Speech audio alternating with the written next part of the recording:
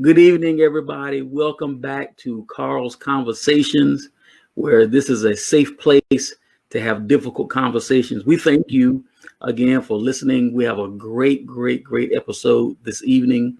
We're going to be talking to a couple of our elected officials now that our electors have officially cast their ballots in their states, and it is now a constitutional done deal.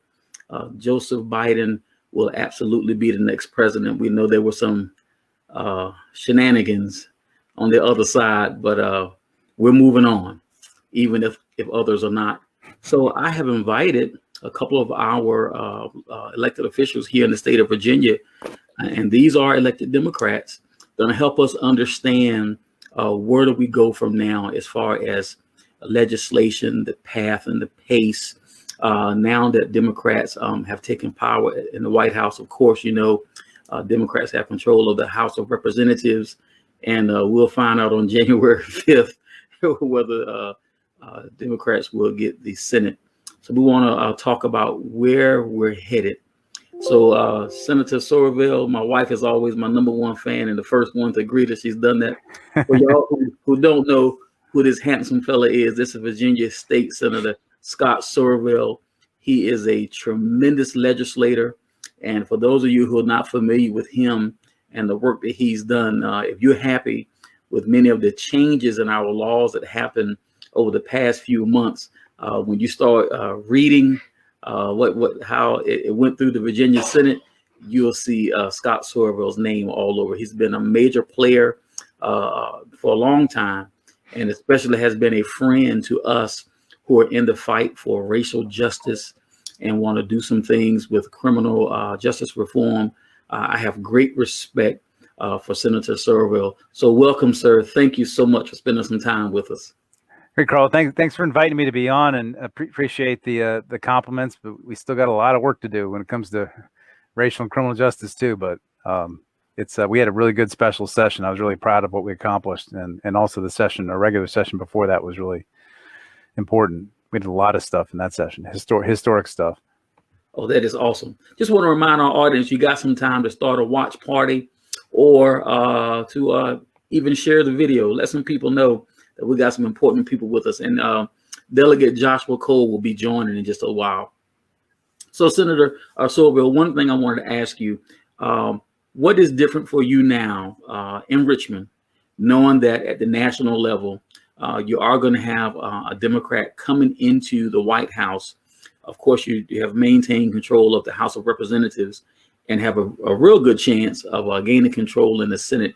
How does that make things easier, harder for what you're doing in Richmond? Well, I think it makes things a little bit easier in the sense that, a lot of people don't realize how much power their state government really has to get things done. The federal government, a lot of people think the federal government does all environmental regulation, or the federal government does a lot of big transportation stuff, or the federal government, is sort of the arbiter of all things with regard to reproductive rights, or et cetera. But there are a lot of things that we can do at the state level if the federal government doesn't step up to the plate. So if the feds decide they're not going to enforce our environmental laws, we can do that through Richmond. If the federal government decides they're not going to, for example, in the Department of Justice can look at civil rights violations in local police departments. We just gave the Attorney General the authority to do that at the state level because DOJ has basically given up since Eric Holder left. If the feds aren't going to protect women's reproductive rights, we can pass laws in Richmond to do that. And so to the extent that we now have a president who's actually going to enforce parts of our laws that are important to us, it takes a little bit of pressure off of us to take some big steps on that, to step in where the federal government has stopped doing its job. So that I think is important and takes a little bit of pressure off of us. But without getting the U.S. Senate, it's really going to limit what the federal government can do. And there's so much that needs to happen at the federal level to help us out at the state level. For example, an infrastructure bill. If we could pass the kind of infrastructure bill they're talking about, it could help us get the Long Bridge solved. It could help us, get that rail line from Richmond to Fredericksburg all the way up to DC. We could get that thing lit up so you got a high-speed rail going.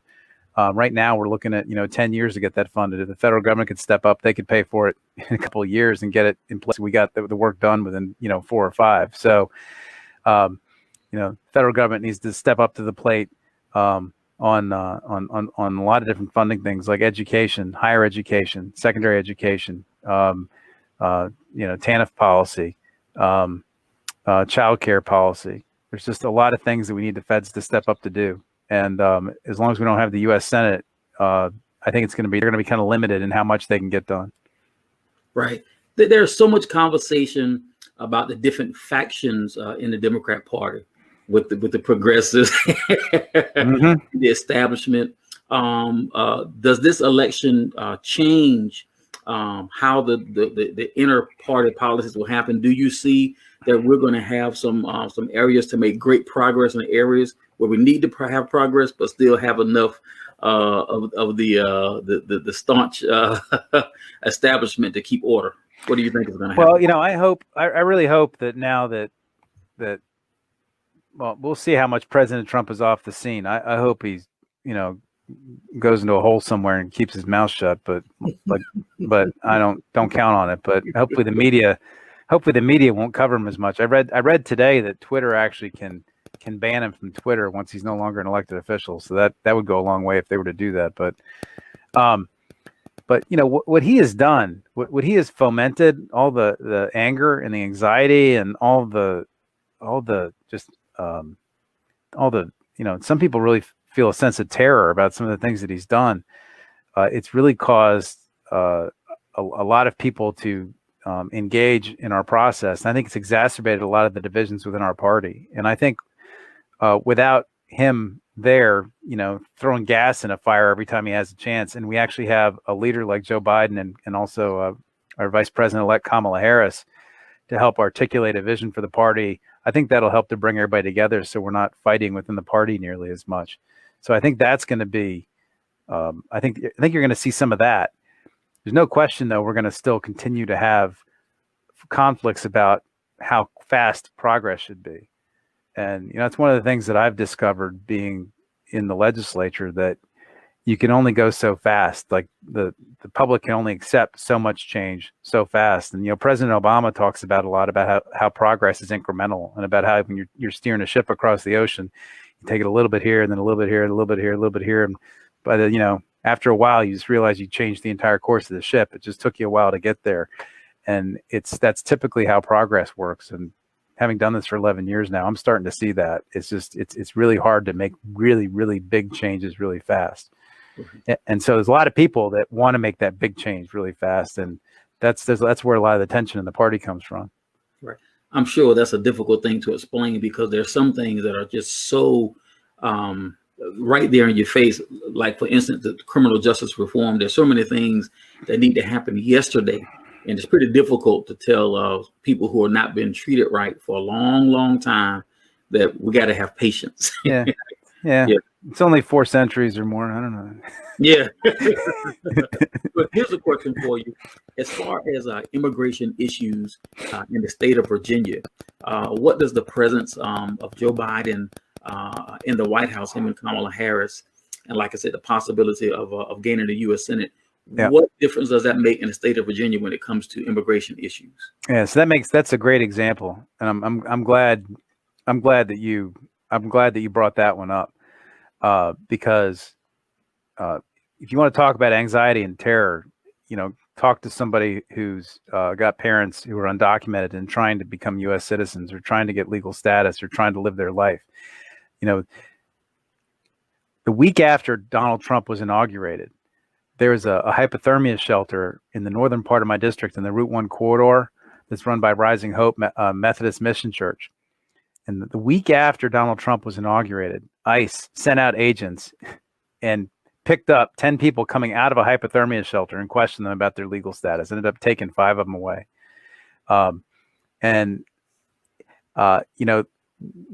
We just passed the law this last year. It was my bill to give about 300,000 undocumented Virginians the ability to get a driver privilege card. And a lot of those people are afraid to go get that card because they're afraid that ICE is going to come in and snatch that data and use that data as a way to try and get them deported. But with a Democratic president, I think their anxiety, they're not going to have that anxiety anymore, because I don't think that's going to be a big priority to ICE, is to go to try and figure out some way to weasel their way into Virginia's DMV database. And so I think you'll see a lot more people apply and get that driver privilege card now. I think you're going to see DACA reinstated. Right now, DACA was put on hold, and then a judge sort of said, no, put it back. But now that we have Joe Biden and Kamala Harris in place, I think you'll see a real DACA plan get implemented, and you'll probably see a real asylum program start again, so we can start accepting people into our country who are victims of domestic violence or who are being victimized by, by gangs and drug cartels in Mexico or Honduras or these other states, or people who are fleeing terror in other parts of Europe and Asia, like we have done for centuries in this country. I mean, my family's been in Virginia a long time, but it's been a whole series of different groups of immigrants coming in over the last 200 years. But I think you're going to see, again, less pressure on us to react. I mean, to those kinds of things. I think that'll be good, because people will be able to live their lives in peace a little bit more, I think. That is great. We have a question from our audience. Gary Holland, you may know him. He says, there is a surge in regular people preparing themselves to run for local and state position in the coming years. What are the 2 to 3 key issues Virginians should be concerned about for the next 2 to 3 years? That's a good question. So, we have done so much in the last 12 months. We've only been in the majority, by the way, for 11 months. I'm not sure people realize that. Right. This is the first time we've had unified Democratic control from the governor's mansion to the state Senate and the House of Delegates in 27 years. And so we've only been there for like 11 months now. And we're going to have another session, knock on wood, coming up in January to get some more done. But there's a lot of unfinished business, just a ton of it. I think the lack of affordable childcare or free preschool for families is critical. I don't know how children can compete. My children had 4 years of education before they got to kindergarten. A lot of kids in my district show up for kindergarten. It's the first time they've seen a schoolroom. They don't know how to sit in a circle, raise their hand, to speak, how to use a pencil, the days of the week, their colors, the things that you learn in preschool before you show up, and how to behave. And so you start off like a year or 2 or 3 behind. We have to make pre-K a part of something that every single child gets for the long-term progress of this country and the long-term progress of families, so these kids can compete in school and beyond. To me, that's a big issue. Another big issue is affordable housing. In Northern Virginia, as Northern Virginia has begun to develop, and as we built that metro, and as our population growth has happened, you can't, affordable housing, there's no houses that are affordable that are close to good jobs. And, these metro extensions and everything we're building, the transit, the VRE, it's all great, but it's very expensive to live next to a VRE station or a metro station. And so right now you basically have a lot of yuppies making, 6-figure incomes living next to metros. We need to have it so that we have to reserve housing in various areas that are close to transit for people that are making like less than 50% of the average median income. So that if you're, working in a building, pulling the trash can around and pushing the dust mop, or you're working behind a cash register, that you can afford to live near affordable transit instead of having to take 3 bus transfers to get to your job and have to commute 3 hours a day in a bus. And so I think affordable housing is a huge issue. Climate change, if we don't figure out climate change in the next 10 years, there's going to be wars that are started in the next 50 over the disruption that causes and the economic dislocation that it creates within our society. We have to figure out a way to live without consuming so much energy. And I think it's going to mean that we drive our car less, that we probably work from home more. If you can get that kind of job, which not everybody can get or has the skills to get. So climate change, there's a whole series of issues on that. Also, I would say if you're talking about running for office in Virginia, the affordability of higher education to me is just a real problem. When I went to JMU from 1989 to 93, the state paid for 2/3 of the cost of my education. Today, your state only pays for 1/3. And that's because it's a lot for a lot of different reasons, but our tax revenues and our taxes have not kept up with our needs. But Medicaid has just consumed this increasing large part of the budget, and medical inflation's eaten up so much of the budget. It shouldn't cost you so much to go to college as it does in this country, and especially in Virginia. We have one of the best state-supported higher education systems in Virginia of anywhere in the country. If you live in New Jersey, they got like one good school, Rutgers, and that's it. In Virginia, you have like 15, 20 choices to choose from. So I think the affordability of higher education is a huge issue. And a lot of these things all revolve around making sure we have a tax system in Virginia that collects enough revenue. And our tax system really has not received any kind of major surgery probably since the 1930s and the 1940s when we put our income tax in place. And so to me, it's just kind of, the highest tax bracket in Virginia is if you make $17,500 a year. That's crazy. We ought to have a system that's a little fairer in terms of how much you pay based on how much you make. And there's also a lot of different things that we could tax through our sales taxes so that we're keeping up with the economy. For example, you should pay the same sales tax on an electric book, a book you get through Kindle, than a book you buy at a store. Right now you don't. Same thing with a movie or whatever. I mean, so there's a lot of updating we need to do that we just haven't done over the last 4 or 5 decades. And when we do that, it'll give us the revenues that we need to really provide good services to people. That is awesome. Thank you for answering that. We have another question. And thank you for answering these questions, Senator Silver. We appreciate it. Homelessness is a significant issue throughout central and northern Virginia. Counties like Stafford don't even have a shelter. Is there legislation in place, or at least discussions regarding funding assistance for shelters or programs in growing areas in the coming years?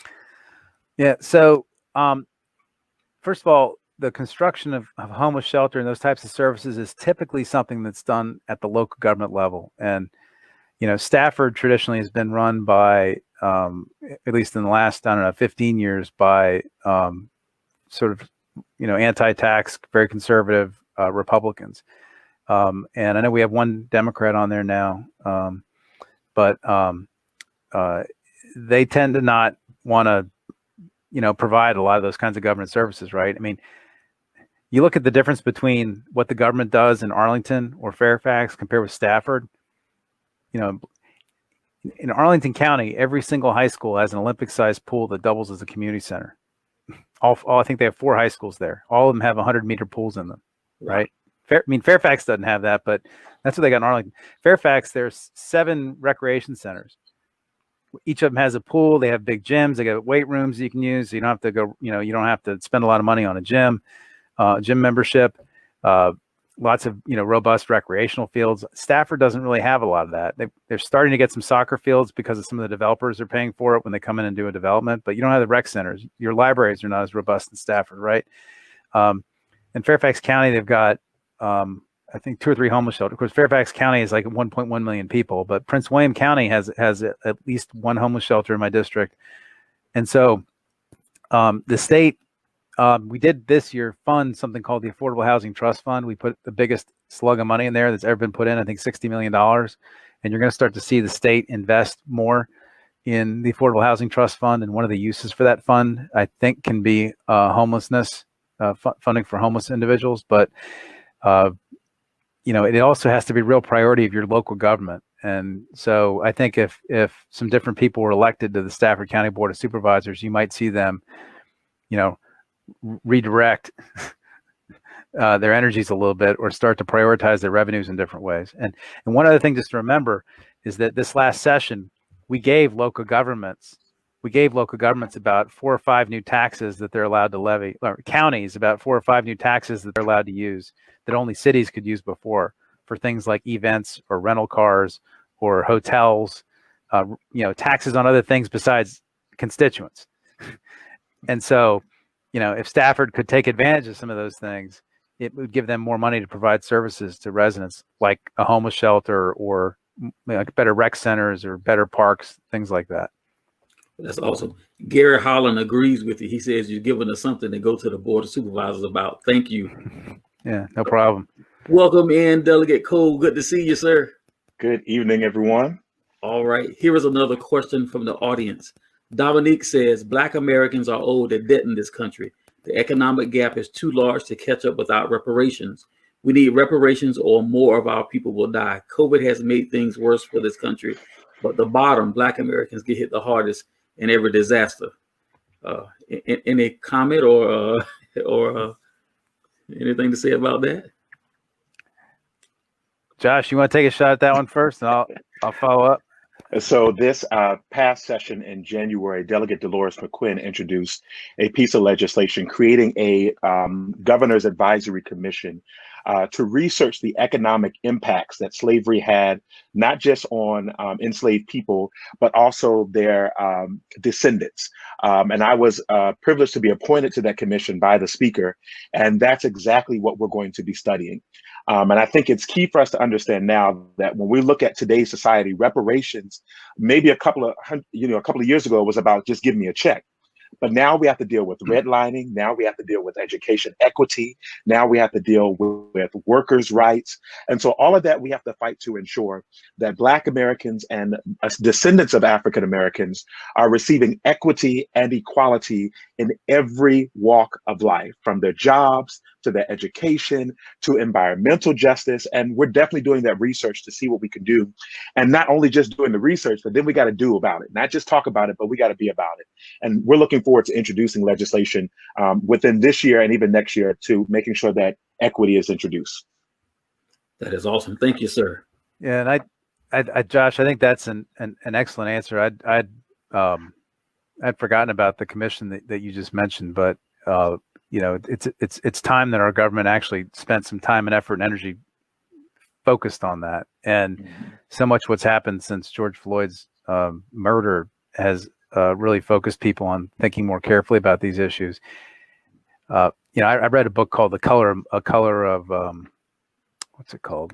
It's about housing. I'll go Google it in a second here, but it was all about housing policy and how our housing patterns got to be the way they were. And it's just, once you go back and you look at how much structural, intentional racism was invested in, our mortgage policy, our zoning policy, you start to see where a lot of people live where they live, and the long-term effects. I mean, one of the main ways that families build wealth over generations is through home ownership. And when you had the federal government actively cutting that off for the last, until probably about the 1970s, maybe even the 1980s,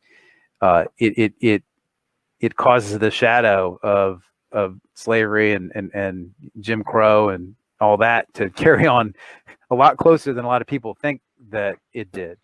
And we have to be conscious about trying to make up for it in our policies today. And I think we're just starting to come around to figuring all this out and to figure out ways to deal with it. So I think that commission's gonna be an excellent first step.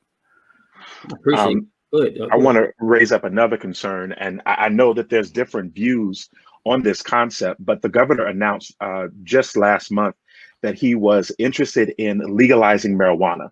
And we have to take a look at that history of where the war on drugs initiated and how it started.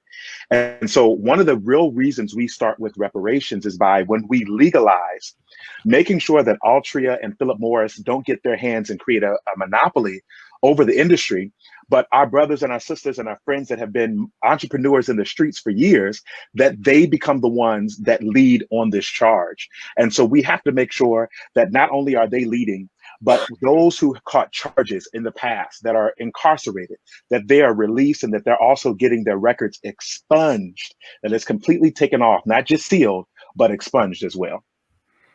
Thank you. That's good. Yeah, and Josh, I practice criminal defense as part of my law practice, and I couldn't agree with you more that the damage that has been wrought by the criminalization of marijuana has been way disproportionately felt. For example, in Arlington County, which you would say Arlington County is this, sort of liberal progressive oasis, I think that the occurrence, or if you look at the numbers of people who've been arrested for marijuana possessions, African Americans get arrested at something like 7 times or 8 times their rate in the population in Arlington, right? Just arrested for it.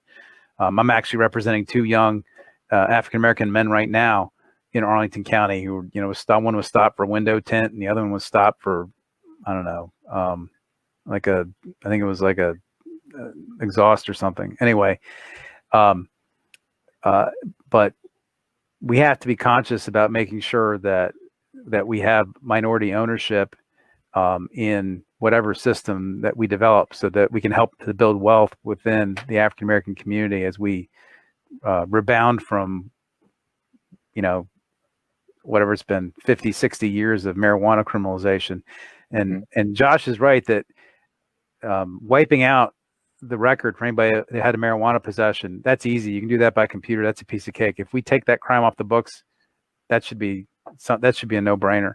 We also, though, have to look at how to treat some of the higher felony marijuana distribution charges. Somebody just pointed out to me today in court, I was talking to somebody that a third offense marijuana distribution for a half an ounce or more, the punishment for that is 5 to life, which is, I didn't realize the sentence was that bad. That's something we need to look at. But 5 to life for distribution of half an ounce or more.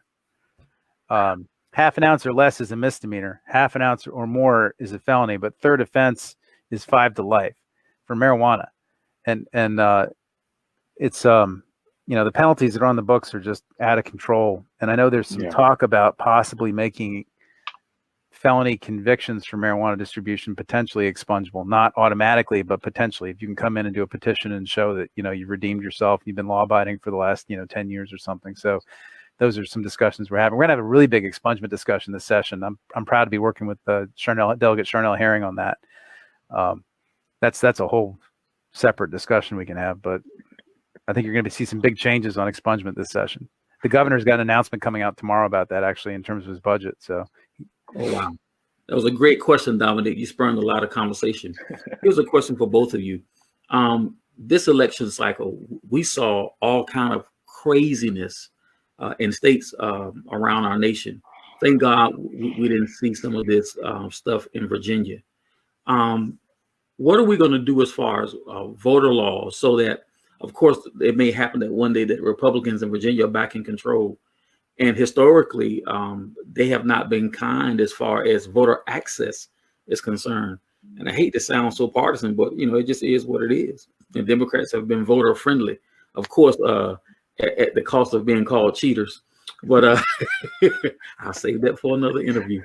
But going forward, what can we do in the Virginia legislature about making sure that we put laws on the books, so that if the Republicans are in power 3-4 years from now, they cannot come back and snatch back and put a chokehold on the Virginia voters, as we've seen in other states? Well, we did a lot last session. Last session, we took our voter ID law back to where it was in 2011, so that you're required to show an ID, but if you don't have an ID, you can sign an affidavit, say I am who I am, and if I'm not, then charge me with a felony. So we got rid of voter ID. We did a lot of big changes last session, and those are now on the books. We expanded early voting from 10 days to 45 days. We changed when you sign up to get your driver's license to automatic opt-in to voter registration instead of automatic opt-out. We did a tons last session. There's still some work to do. I think we need to make the Dropbox thing that we just did this last session, we need to make that permanent. We need to make the absentee ballot curing process, so that if you don't put down a witness signature or whatever on your ballot when you mail it in, that they can call you up and you can come fix it, so they just don't throw your ballot out. That's something we did in the special session, which I think might only apply for the special session. We got to fix that. There's Josh, you got any other things that I know? I want to ask one question real quick. The change that we made to the 45 days of early voting, so that was not just for this COVID period. That's permanent. That's permanent. Okay, wonderful. And actually, if you live in North Stafford or Eastern Prince William County, there's a special election going on, and there's a vote in 22 days, and I'd encourage you to ask for your absentee ballot right now. Go online, apply electronic, so they mail that ballot to your house. You can flip it around and mail it back in, because you never know what the weather's gonna be like in January, whether you can get to the polling place. Yeah. So you need to vote by mail, and I don't think you can go to the registrar's office and vote yet, because I'd be really surprised if they have the ballot ready, given that we just picked our candidates on Sunday. Sunday. Yeah, but if you get your application in, they'll get you that ballot as soon as possible. Yeah. Yeah. Yeah, so there are some other great things that we can do. One of the things, and we're already seeing it now, I believe Senator Mamie Locke has a constitutional amendment to allow automatic restoration of rights for nonviolent felons. So we know many of our cousins, many of our friends, or whoever, once they come home, they still have to apply to get their rights restored. And so we have to put in a constitutional amendment, talk about racist policies enacted into the Virginia Constitution. We have to get a constitutional amendment in order to automatically restore the rights of nonviolent felons once they come home. And so that's going to be in the Constitution. And so that's not something that can just be changed if the hands of leadership changes, in the next 4 or 2 years. That has to go through a whole process. And so that's one thing that I'm really looking forward into voting for this year. We had also, coming in 2022, we have same day voter registration. So I know you saw the many people who were like, oh, the voter fraud, they have more people who voted than who were registered. That's because these states had same day voter registration.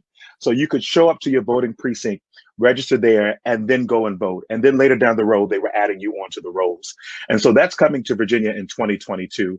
And I think there's some other great things that we have to do in making sure that people are educated to know when voting is and what the positions are on their ballot as well. Yeah, let me just put a little bit of a punctuation on that too. A lot of these new registrations are really people just changing their address, right? It's not somebody new registering. It's a lot of times people have moved and they forgot to update their registration, and so that's the same day registration ends up picking up a lot of those types of folks, and then it takes some time for them to square the two records. But on that felon voter restoration, we've been trying to get the Constitution changed for over a decade now. Ever since I was elected 11 years ago, people have been putting in that Constitution amendment to take that out of our Constitution. And I just want to read you a quote, just so we're clear about why Virginia has a felon voter disqualification. And it was because in 1902, when the conservative white establishment took back the Virginia government from the Reconstruction Constitution, they put in the poll tax, they put in the literacy test, and they put in the felon voter disqualification. And Carter Glass, who ran the convention, I'm going to read you a quote. He said the purpose of this was to eliminate the darky as a political factor in this state in less than 5 years, so that in no single county will there be the least concern felt for the complete supremacy of the white race in the affairs of government. And that's why that was put in our Constitution. And I can't believe that we're still talking about taking it out in 2021, but we are. We have to vote on it 2 more times before we can get it to the voters in 2022. Yeah. This is crazy. Yeah, that is amazing. I attended Liberty University, and right smack dab in the middle of the university is Carter Glass Mansion, and that's when I learned about the history. And when you think about it, imagine back then how easy it was for African Americans to be arrested. We had sunset towns where it was illegal for you to be outside at night, just if you were an African American. So that was all planned to minimize and dilute the African American vote. There's a question. We were talking about restoration of rights, and one of our audience members said, does that include the right to own a gun when the offense was nonviolent?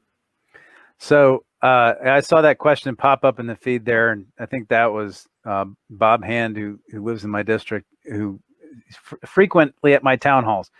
But under current Virginia law, when your civil rights are restored, that makes you eligible to have your firearms rights restored by a judge. And so under our current process, you have to then go in front of a judge, and a judge is entitled to look at your history, the background of the crime, your how you've lived your life since you were convicted of the felony, and then decide whether or not to give you back your firearms rights, or it's possible even they might be able to give you back like part of your rights or something, but not all of them. I don't know. But I've done a couple of those in court before, and the judge has to basically look at it and decide whether or not you've proven that you've redeemed yourself enough or that you're law-abiding enough to have those rights back. So that's what our current system is, and the constitutional amendments that we proposed wouldn't address that. They would make a lot more people eligible because, again, as soon as your civil rights are restored, you can then go ask to get your gun rights back, but nobody's proposing to automatically restore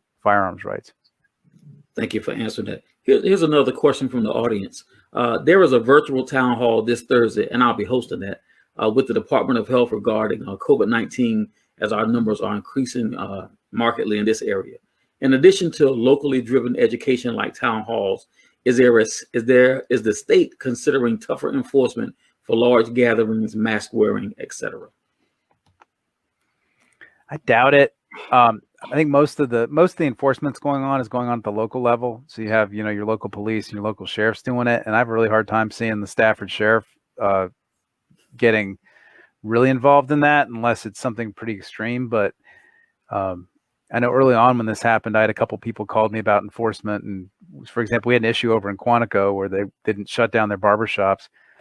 Town of Quantico, by the way, has a population of, I think, 300 people, but it has 8 barbershops. And they cut a lot of marine hair over there, right? And barbershops are a huge part of their economy, and they wouldn't shut their barbershops down, even though the governor's order said to shut down. And anyways, we had a little conversation with the state police about whether we're going to, anyways, the town eventually came into compliance with that. But I think if you were to see like a really big concentrated gathering and really something flagrant, I could see that, maybe resulting in a violation or two. But I think, we're mostly just trying to raise awareness about danger and get people to behave through awareness. But I haven't heard of many people getting charged with anything as part of this. But, we'll see. It's getting bad out there. I mean, the numbers are higher than they've ever been. And we definitely need to start being more responsible. Absolutely. Now, we've done so much work, especially in this area, through organizations like Enough and Stafford Black and the Stafford NAACP. We have been working very hard when it comes to racial justice, social justice. And I got to thank you guys for the police reform that you did pass in the state of Virginia. I think went into effect in July, right? No more no-knock warrants and things like that. I'm wondering. March 1. March 1. Okay. Thank you for the correction. Some of it's March 1, and there's some other pieces of the bill that had a little bit longer, like the jury trial bill was like July 1, but yeah, most of it's March 1.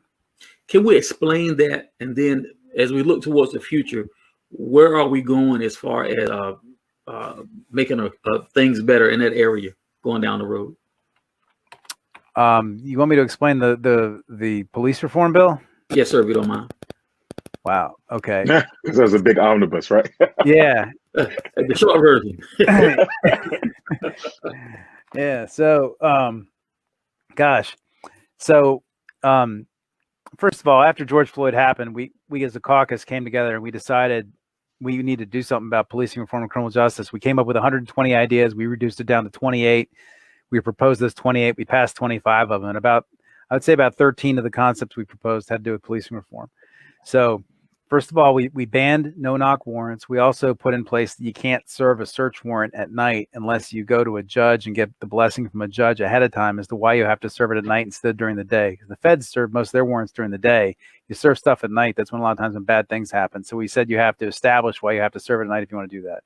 Nobody's really talked about that a lot. We also banned police officers having sex with people they've arrested. If you can believe that, that's not illegal in Virginia right now, but it is now. We also made massive changes to what's called the decertification process. A police officer, to become a cop, they don't get a license, but they get a certificate to be a police officer. And once you're a certified law enforcement officer, you can go from department to department. You don't have to go and get recertified again. So you can say, be a deputy sheriff in Stafford, and then you can go to the Fairfax County Police Department, and then you can go to the Virginia State Police, and you don't have to go get recertified again, right? Well, the way it worked under present Virginia law was that if somebody first of all, they could only start a decertification proceeding against you. That is, take away your ability to be a police officer if you had a positive drug test or you were convicted of a crime, not charged, but convicted. So we broadened up the ways you can get decertified. So now they can start a decertification process as soon as you're charged. You get decertified for lying in court. You can get decertified for violating. The Department of Criminal Justice Services has to come up with an officer code of conduct, which includes things like use of force and abusive force and excessive force and duty to intervene. You can be decertified for those kinds of things. In addition, under our existing law, a police officer, a law enforcement officer could stop a decertification proceeding by simply resigning. And so what often happened is they'd be accused of misconduct and resign, then they would take a job somewhere else. And so you'd have these bad apples getting passed around from department to department. In addition to that, under the old law, the new department couldn't look at any of the records from the old department. And so we changed that to say that if you want records from the guy's prior employer, you can get all those records, including any kind of misconduct complaints or any kind of things that show they were violating rules or procedures. We made it a crime for a police officer to use a chokehold. We made that a felony under existing Virginia law. If I gave you a chokehold, I could be charged with a felony, but if a law enforcement officer gave you a chokehold, they could not. We deleted that exemption from the law, so now police can be charged with that, and we specifically prohibited law enforcement from using chokeholds unless their life is at risk. We also required them to issue a warning before using deadly force. If it's feasible, we said you can't shoot into a moving motor vehicle unless your life is at risk. There was a man killed 3 blocks from my house where that happened. Bijan Geisar, you might have read about it in the Washington Post, happened 3 blocks from my house. They shot him 8 times. Police shot him, an unarmed 27-year-old accountant, 8 times, who was not driving towards anybody. He was practically stopped. Anyways, we made that illegal. We also put in a statutory framework for requiring police officers to intervene when they see a police officer using excessive force. We put in a statutory framework for when you can use deadly force. We put in all kinds of stuff about training, that officers have to be trained towards a use of force continuum, that you only use certain levels of force in certain situations, and you have to work through a process before you start pulling your gun out and shooting at people. What else do we do? We have a lot more training about implicit bias, and that's just in the police reform bill. There's 10 other law enforcement bills. We expanded civilian review boards so that localities can have civilian review boards now that have subpoena authority, so they can actually look into a situation and subpoena witnesses and ask questions. We also passed the bill creating what we call the Marcus Alert Program. And so, for example, there was a young man and a teacher in Richmond who had a psychiatric break after he left school, and he ended up running around naked on the side of I-95, and a police officer shot him and killed him. He had no clothes on, no weapon, and they shot him. And we've created a program to create these mental health teams that are going to respond in those situations to try and de-escalate them, instead of a police officer having to use the tools he's got, which is often just, a taser or a club or a gun, right? So localities have a 5-year period to sort of phase that in, so that we don't have as many police involved in mental health situations. That's a little bit of it. Josh, you think I missed anything? I think you covered everything that I was going to say. Well, here's a couple of questions from the audience. First of all, can Virginia police departments get records from out-of-state candidates? No, but I did put language in. I helped. I was really involved in writing that bill, and I did put language in there requiring a candidate who wants a Virginia job to provide a release so that their department can give that release to the out-of-state agency to go get those records, and the person can't, they can't try and hide behind, they're out of state. So that's what we put in the law. Wow. Here's another question. Based on what you banned, how many incidents have occurred within the last 3 to 5 years in this area? What is really a problem here in Stafford? And of course, we don't expect you to have exact stats, but I think that Mr. Lee is trying to figure out what in the world was going on to cause you to pass those reform policies and laws. It's a really interesting question. So, and Josh, you want to go first? Do you want me to?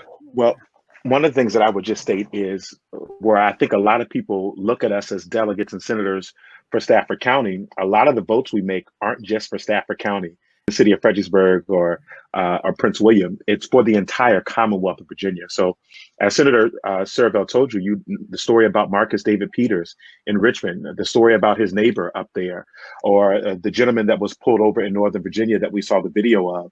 So, a lot of times our votes are for the entire Commonwealth of Virginia, and not just necessarily our localities. But I did sit down with Sheriff Decatur, and I had some conversations with him before the special session started. And there were some things that they had under control, and they were doing a great thing. Even in Stafford County, you know, some of the deputies, the sheriff deputies, are receiving some of the highest pay in the state over other deputies. They have a culture of communication and holding sheriff deputies accountable. But also there were some issues with racial biases and training. So there are some issues that we still have to address, and we're looking to see what's going to happen once these bills go into effect come March. Wow. Yeah, and let me also answer the question this way. I heard one person say I was watching him on TV once, and he said that what he found interesting was that now that a lot of these incidents are being captured on body cameras, it's like a bunch of people are acting like, you know, oh my God, all this stuff the black people have been saying for years is true. We found Sasquatch, you know,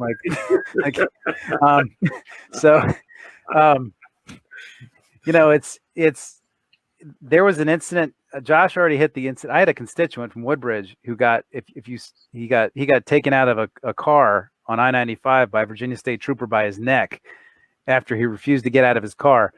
Police officer said they smelled marijuana. He said, I don't got any marijuana in my car. I want to leave. They said, nope. And then they brought in, you know, another officer that escalated the whole thing, yanked him out of the car by his neck. They never found any marijuana. And, but, you know, that happened in Prince William County. That's pretty close to Stafford. Mm-hmm. I have another situation that occurred in my district in Gum Springs. Now, you know, Gum Springs is the oldest historically black community in Fairfax County. So right off the Route 1 corridor. But there was a young man who he was clearly high on something. I don't know what it was, but they had one officer who was out there trying to talk him down and get him in an ambulance, and it was all on his body cam. And the guy kept saying he wanted to talk to somebody. He wasn't making any sense. The officer was like, come on, man, let's just get in the ambulance. The paramedic was saying, come on, let's get in the ambulance.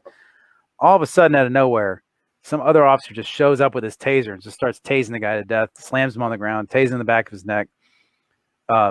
All in body cam video. That officer right now is charged with 3 misdemeanor assault offenses. He actually just filed a defamation complaint against the police chief today or yesterday, claiming that, you know, there's a big misunderstanding.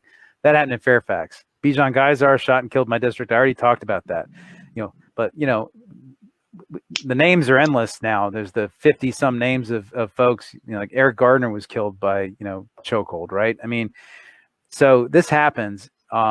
You know, I'm glad to say it doesn't happen as much in Virginia, but we need to do everything to make sure that it doesn't and incentivize our officers and set rules in place to make sure that it doesn't. And I will tell you that, you know, some of the strongest supporters of the police reforms that I just talked to you about, that whole list I gave, I mean, I worked with the Virginia Chiefs of Police Association, the Virginia Sheriff's Association, and what they all said to me is, like, all these standards, like a chokehold ban, you know, duty to, intervening, excessive force, shooting and moving motor vehicle, all that stuff is stuff we train to. Like accredited police departments, they all follow all these rules. And so these rules you guys are putting in place are the rules that everybody already should be following. It's like, it's all the non-accredited police agencies in Virginia, which there's a lot of them, that just sort of, you know, they go out there without as many rules or standards or policies that are the ones that we need to bring into compliance. And that's what this was about. So, you know, a lot of our Northern Virginia agencies are pretty professional already. But there are over 400 law enforcement agencies in Virginia when you start talking about the private police forces in the towns, some of the smaller counties and some of the smaller cities. And those are the ones that we have to consider when we take our votes too, to make sure we have a playing field that's good for everyone. Thank you so much. We have a question from the audience. I really want to try to get this one here. Jamie is asking, as the mom of a soon-to-be new black teen male driver, I would love to see more being taught about what police consider red flag type of words or actions. If kids are scared, which is natural, and they know more, maybe it will, if they know more, it'll protect them more. If they want to call or FaceTime a parent, they should be able to, in my opinion. Thank you for all you do. What do y'all think about that? that was That's good. something. Yeah, that's something the state police actually reached out to us and suggested as part of this process, was that they thought that as part of our K through 12 sort of standard curriculum that we ought to have, as part of part of the driver education that we do for students, that we ought to talk to students in the classroom about how to interact with law enforcement whenever you're stopped. And, I thought that was a good idea. I mean, nobody ever gave me a class, but, I'm white, right? So I will say to Miss Ashton, I think it was enough in partnership with a couple of other groups in this area right here in Stafford and Aquia. We did a couple of programs, and we had our kids to actually interact with the police. Imagining that you have been stopped. A mock stop. Yep. Right, a mock stop, and it was a very good program. We've done it twice, so I'm not sure exactly where you are. You can find his name again, Jamie Ashton, Pennsylvania area. but if you are here in the Stafford Prince William area, please reach out to myself or Gary Holland.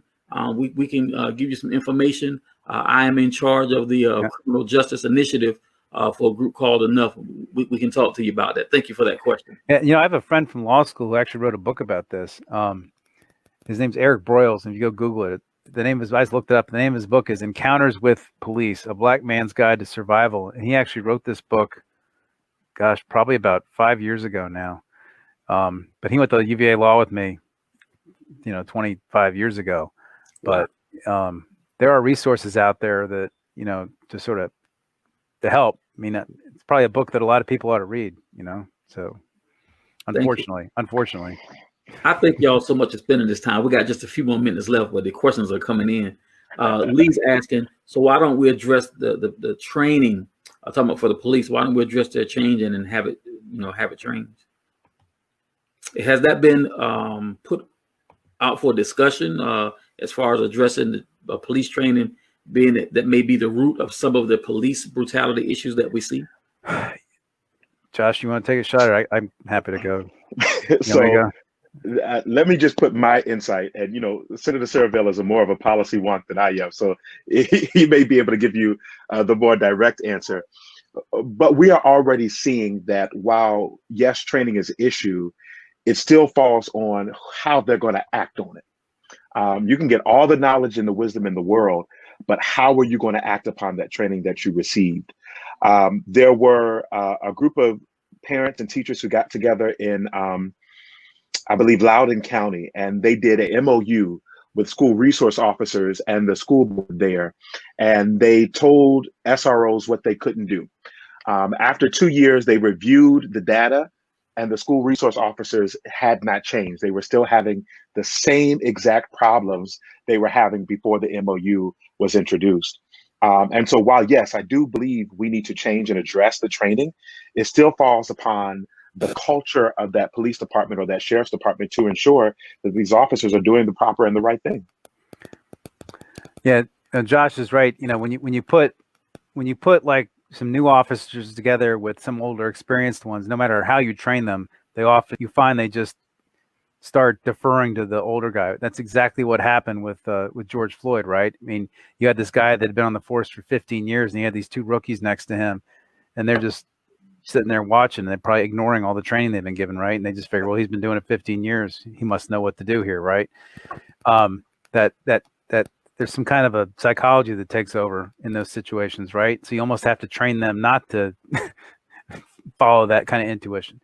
But in terms of the session, first of all, we added a whole bunch of people to the Virginia Department of Criminal Justice Services Committee on Training, so that they have more than just law enforcement people on the board that determines the training.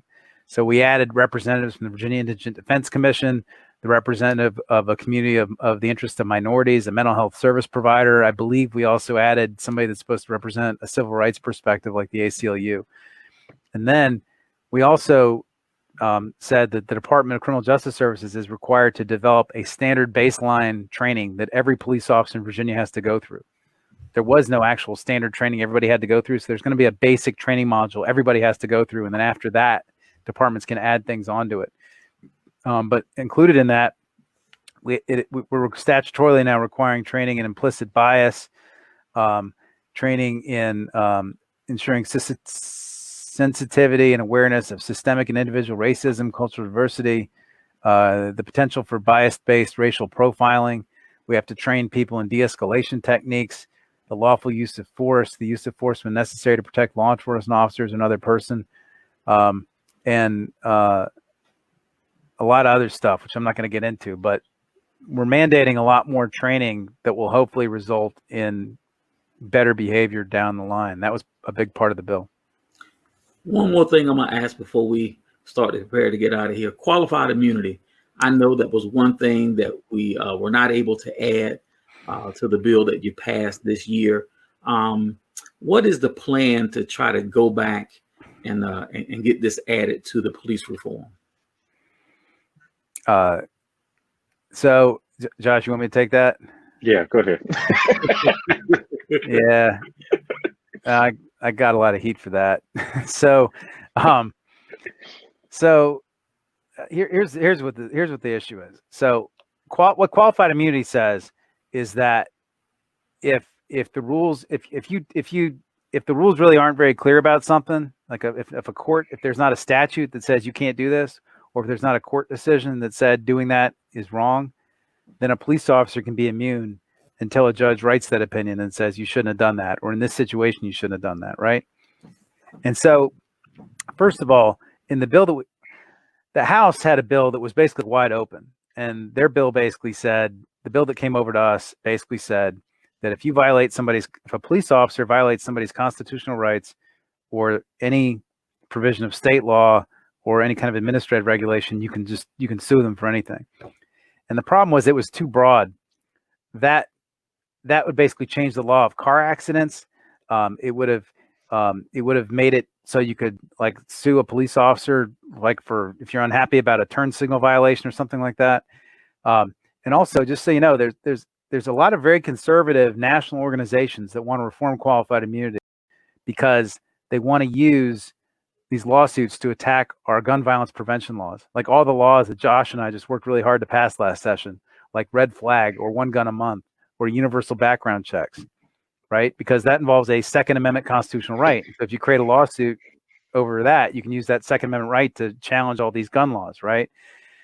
And so what in the Senate we wanted to focus on is making sure that you could sue a police officer for excessive force, abusive force, or deadly force. That's what people really care about, is when a police officer is putting their hands on somebody when they shouldn't be. And the bill we got was just wide open. And so we're trying to draft a bill that's just focused on the situations where it's abusive force, deadly force, or excessive force. And whether we pass that law next session or not, and I'm going to try to, we put some rules in the code. When we put in our code, duty to intervene, excessive force, here's when you can use deadly force. You can't use a chokehold. It's now illegal to use a chokehold. We put those clear lines in the Virginia code so that now you can't assert qualified immunity if you get sued. So we already took a big step with the bill we passed last session, but there's a little bit more we can do to make it clear that you can bring that lawsuit if a police officer lays their hands on you and they shouldn't have. And that's the plan, I think, for this session. We're going to try and do that. We'll see how it goes. This has been great information. I am very, very conscious of your time.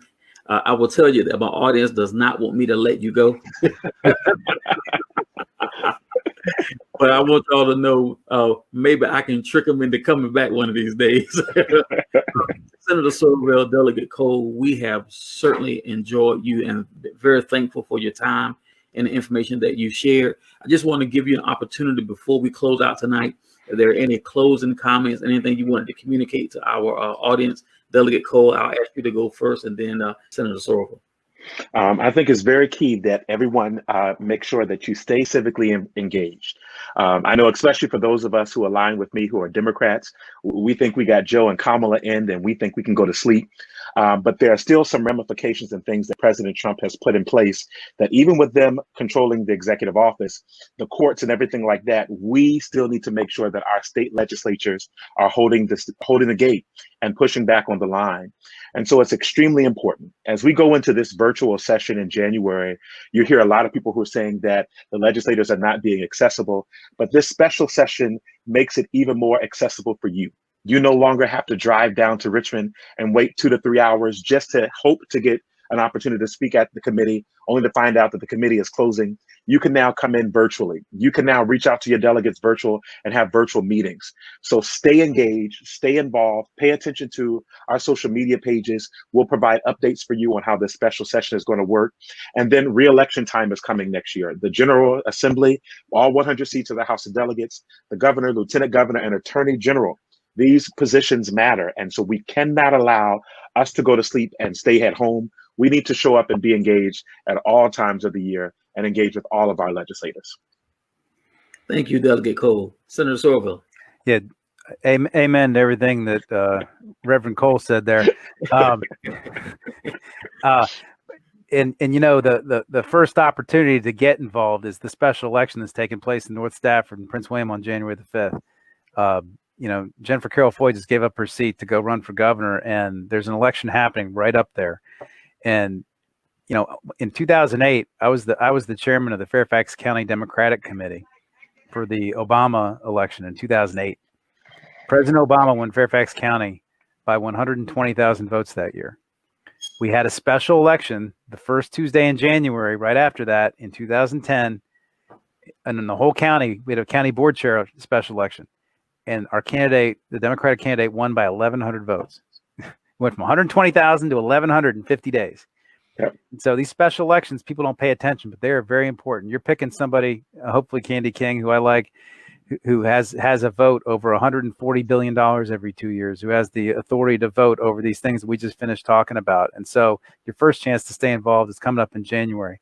We're going to have primaries in June. We're probably going to have primaries in August, maybe, depending if we get our districts redrawn. We have elections. We have elections in November. In Virginia, you have an election every year. And it's critically important that you vote every year. If you vote every year, people see it in the voter file. Politicians will knock your doors. They'll send you mail that reach out to you. You ask for your vote. If you don't vote, you won't hear from them very often. So if you want to get paid attention to, you want your elected officials to listen to you, make sure you vote and do everything that Josh just said a second ago. Reach out to us. You'll be shocked at how easy it is to reach your state legislator when we're in session. Not in a pandemic. When we're not in a pandemic, you can walk right into our office. But in a pandemic, you got to Zoom with us or call by email or something. But please stay engaged and involved. And Carl, it looks like you have a really involved audience here. That's very they're very up on the issues, and you know, these kinds of conversations are critical if we're going to get the right answers in Virginia for good policy for the long term. Thanks for having me. No problem. Thank you for coming. I want to say a couple things right before we get off. Number one, I want the audience to know that when I contacted Delegate Cole and Senator Surovell, they were diligent in getting back to me. And when I explained to them what we were doing tonight, they wanted to be here. So I want you to know that your elected officials, there was no arm twisted. I didn't have to do a dope deal. They wanted to come and share information with you. So you need to know that. And I'm very, very thankful. I want to let you guys know this Thursday, day after tomorrow, 7 p.m., we're going to be hosting a town hall. We're going to be discussing this with people from the Virginia Department of Health. We do have some local elected officials that will be part of the town hall. We want to talk to you about what's going on with COVID-19. The numbers are not looking good in the Stafford area and surrounding area. We want to talk to you also about the vaccinations. So please let everybody know there's already some information out there. I'll be posting some more information tonight. Please, please, please let people know this is very helpful for anybody who lives and or works in the state of Virginia. We want to do all that we can to make very educated decisions when it comes to vaccinations. And we don't want to be getting information from our aunt, uncle, cousin, brother, whoever, who has had zero time at anyone's medical school at any time ever in life. We want to get information from those who are in the know and from our policymakers. So once again, audience, I always tell the audience of Carl's Conversations that I love you. I really do. And the comments are still coming in, gentlemen. The comments are still coming in. This audience has absolutely appreciated your time tonight. We don't take it lightly. We know you guys have families and many other things to do. So we really do appreciate it. I'm hoping, throwing this out here, that at some point I can set up something where we can have members of the Virginia legislature that can come on and talk to my audience about things like this. You know, maybe we do it once a quarter or something like that. These sessions are vital. They're really vital. And not only they don't catch it live, they can always go back and catch it on replay and hear straight from you. This is so important. So we thank God for you. We really do. Delegate Cole and Senator Surovell, you guys are just awesome. And we're glad that we elected you. Thank you. Right. All right. Thanks, Carl. Audience, until next time, as I always say, may God bless you. May heaven smile upon you. And y'all have a great evening. Thank you, gentlemen. Okay. Thank you. Have a good evening.